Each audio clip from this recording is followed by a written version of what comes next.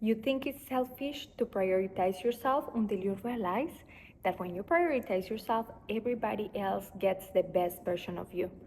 There are two energies that we can act from, and from those two spaces, we make every decision in life, from fear or from love. Love is a place of peace, is a place of trust, is a place of expansion, and fear is a place of restriction, of constriction. It's a place of shrinking yourself and others, and many times you think that you're supporting everybody else because you're so busy taking care of them that you don't have time to take care of you. You don't have time to meditate because everybody else counts with you. You don't have time to work out because there are so many things that you need to do in your family, in your house, with your partners, with your friends. Everybody else comes before you, and you think that you're being so loving because you're taking care of them. But in reality, the most loving thing that you could do will be to trust them enough that they are capable of showing up for themselves. Imagine a mother that thinks that the child is always going to need her, and she, because she loves this child so much, is feeding the baby the food all the time until the baby grows old.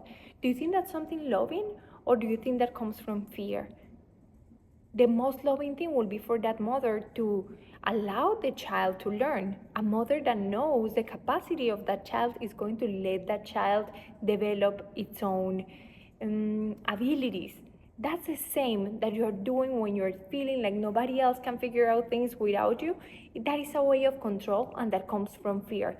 Maybe you think it comes from love, but behind what you're doing, you are saying to all of those other people, I don't think that you're capable. I don't think that you're good enough.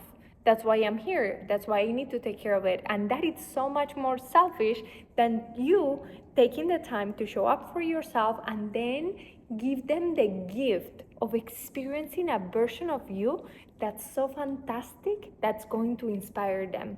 Instead of you spending a lot of time with someone, giving them half your love, half your effort, half your deliciousness, showing up halfway, wouldn't it be more amazing that the times that you spend with them, you'll be showing up as someone that inspires them, the fullness of who you are?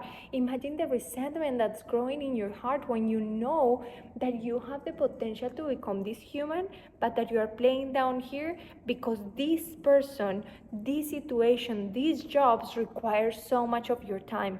Yes, you might think that you are doing it from a place of love, but there will be so much resentment because you think at the end of life, I couldn't become this person that I wanted because of them.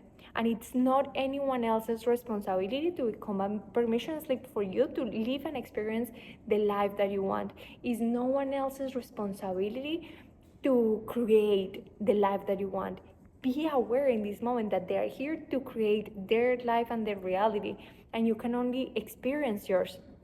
The moment that your life is going to shift is when you realize that there's nothing you can control out here, and that all your expectations and your ideas of everybody else of how things should be are just illusions that are keeping you trapped in acting from that space of fear that feels so heavy in your back. You're carrying such a big weight, doing everything from pressure, hustling, and feeling like there's so much resistance for you to get wherever you want to go.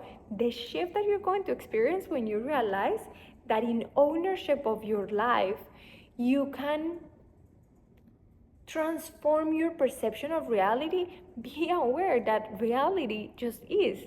There's nothing that you can control about it, but what you can control is how you feel inside, and that is controlling your experience of reality. That's going to shift your life, and I can tell you that in my own experience and the people that I work with, when you change from within, your relationships change, the way that you work changes, the way that you meet life changes. It's almost like because you have created an intimacy with yourself, and now you have cultivated this relationship, which is the most important in your life, of so much self-love, you can you walk in a place and it's almost like you're a miracle to somebody else, that you meet someone, you have an experience, and you're so grateful for the life that you have, that you meet that thing in so much appreciation, in so much gratitude. It's being in life with the wonder of how things surprise you. And that is the best thing that you can give to everybody else in a world where everything is numb, everything is tasteless. When you go out and you are a permission slip for everybody else to see the beauty, to enjoy life, to dance a little bit more, you cannot imagine how your life is going to transform and how the life of everybody else around you will transform as well. The way that we work in the mentorship is by getting you every day in a frequency from where you flow instead of force. You do hard work instead of hard work. And you become so magnetic that everything that you have been forcing for so long starts coming your way.